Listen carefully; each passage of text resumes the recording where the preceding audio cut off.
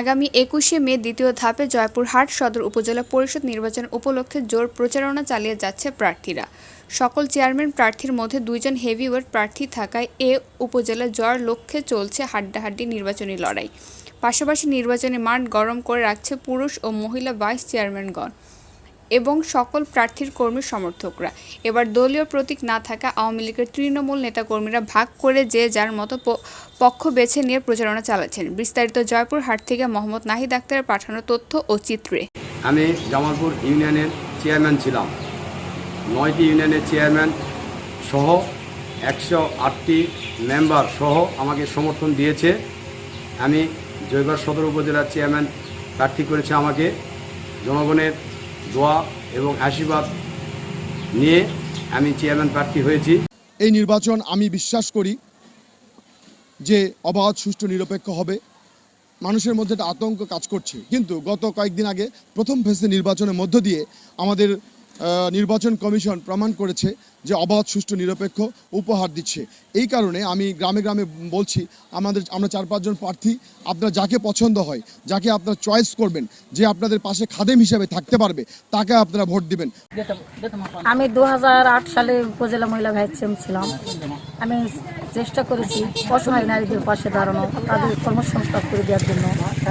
আমি আবারও ১০ বছর পর আমি উপজেলা মহিলা ভাইস চেয়ারম্যান হাঁসমার্কা প্রার্থী।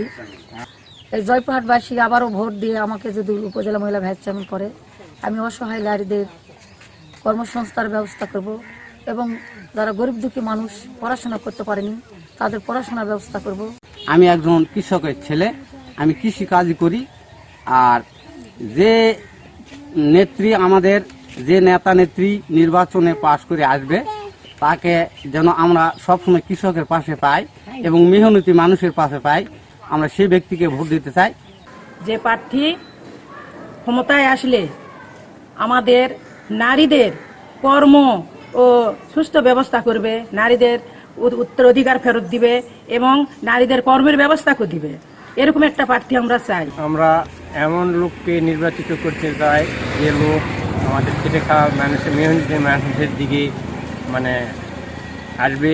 মেহনতি মানুষের কোনো বিপদ আপদে ডাকার সঙ্গে তাকে পাবো। হয়তো রাস্তাঘাট, ব্রিজ, কালভার্ট এগুলা উন্নয়নের কাজ করবে। আগামী ২১শে মে জয়পুরহাট সদর এবং ৫ উপজেলায় ষষ্ঠ উপজেলা পরিষদ দ্বিতীয় ধাপ নির্বাচন অনুষ্ঠিত হবে।